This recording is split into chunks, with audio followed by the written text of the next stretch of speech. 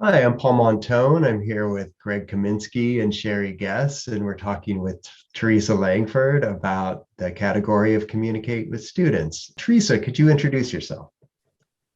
Hello, this is Teresa. I am an instructor in business administration and I teach courses including QuickBooks, personal finance, and accounting. Teresa, you've created some interesting graphics about communicating with students. I'd like to share those and have you talk a little bit about your thought process as you've made these and what they say about your own strategies. When I first started to teach, I have mostly only used one-way communication, which is to post the online information in the course, such as the course materials announcement. And also when I grade assignments, I have set up the grade and feedback sending back to students, which is a one-way communication that has eliminated the feedback opportunity from the students to the instructor. Well, this is really interesting, Teresa, because I'm thinking about my own teaching and how I often rely on this same type of one-way communication when I'm communicating with students. Let's take a look at the next slide that you've developed. In this slide, you note communication is more effective if two-way. Can you talk a little bit about this? Yes, I realized there's a more effective communication strategy, which is a two-way open interaction between the students and the instructor. I started to offer office hours, which include online and in person. And then setting up one-on-one appointment in person is another strategy. I discover adding the D2L Q&A discussion forum is really effective. So students can ask questions, review the response from me, or even some of the response might also come from students. So in a way, we have created a very collaborative learning experience. Then in 2020, I started to have a live class, which we have a opportunity to use a chat that we can ask questions, answer questions, which also help some students learn. Another strategy that I discover will be the scheduling one-on-one meeting when I realize sometimes the office hour, whether in person or online, might not work so well for students' schedule. So the one-on-one meeting will give students opportunity to meet with me and ask questions. And also sometimes students might not feel comfortable asking questions in front of the rest of the classmates. So having the one-on-one, I think also helps students who might have English as their second language, kind of lower the anxiety of speaking English. That's a really nice consideration to think about. Some students might not be comfortable posting in the question and answer discussion area. Even though it can be anonymous, students still might feel some apprehension to post there. So scheduling these meetings might be a great way to catch students who are holding on to questions that they're not presenting to you and the class itself. Yeah, it's a wonderful idea, Teresa. And I wonder if you could share with us just briefly about how you make the meetings available. Under the content, I set up a separate module. So I actually set up one module for the live lecture and lecture recording. And another module is the office hours and office hours recording. So students can come to the office hour and have discussions at real time. Or if students don't have a chance to come to the office hour at real time, they will be able to watch the recordings and still get the questions answered. And the way I set up the office hour is I would go to the Zoom and set up the office hour as recurring. I also make sure the office hour will show up in the calendar in the course homepage. So if I go back to the course homepage, the front page, on the right-hand side, under the calendar, upcoming events will show us the office hour. So students can enter the office hour by clicking at the calendar here.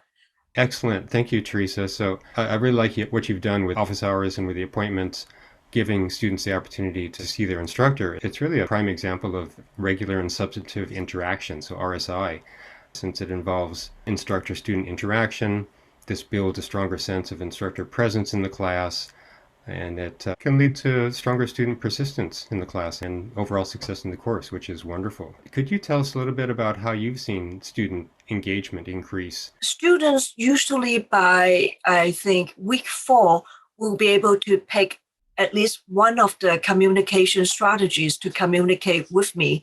And they might use more than one, but 95% of the students will find one particular way that they enjoy better than other ways. And the way that I can tell that they benefit from this is they actually interact with each other even more. So once in a while, I would hear from students that they set up student-led study groups on Zooms, which is good. And also in the Q&A, in one of my accounting courses, we have over 200 threads going back and forth. And we make the classroom learning experience very positive by helping each other. One of the comments I heard from students was she actually felt that she has learned more by her capability to help other students. So by having the Q&A, it's not just answering questions, but that also gives other students the opportunity to help other students. Sometimes one of the students will end up being a tutor for the class, which is really nice. Terrific. So one question I have, I bet everybody has this question. You actually have students coming to your office hours, right? Not all of us have students coming to our office hours. So does that work for you? I would say as a general rule, about 25% of students participated. And sometimes in certain classes, nobody showed up. In some classes, I would say 12 out of 19 will show up. And sometimes people show up, they do homework, and we work on hiccups people see when they do homework. And sometimes we end up chatting. So I just make the office hour with no agenda. So I would say it's useful. People like it. And for people who find it useful, they keep coming. Okay, great, excellent. So you found a way to build community anyway, and they're choosing the method that works for them. So that's terrific. Oh, and also during office hour, I open up a sample online exam or online quiz. So people actually get to see the exam that they will be using, but with different numbers. So it's not like they can come to the office hour and get all the answers to the exam. There's some incentive for them to come. Exactly. I really like this idea, Teresa. You also see the real connection between student engagement. How has that improved the learning environment? And has it helped you as the instructor in making sure that the learning is consistent? So students' engagement, I would say, definitely has improved. And I also treat myself as one of the students in the class. So I also do the homework. I get a taste of what kind of hiccups students might see. And for me, in a class, we are trying to help each other solve problems. And sometimes students come up with innovative solutions that I don't have. As an instructor, I always keep in mind that I'm also learning from the students as much as they are learning from me. So that really is the way of the open two-way communication. And in having a two-way communication, that also help us improve the respect with each other and build up the trust that we can ask each other questions. Thank you. Teresa, these are really great strategies. Thank you for sharing with us. Do you have any advice for instructors who might want to try this on their own?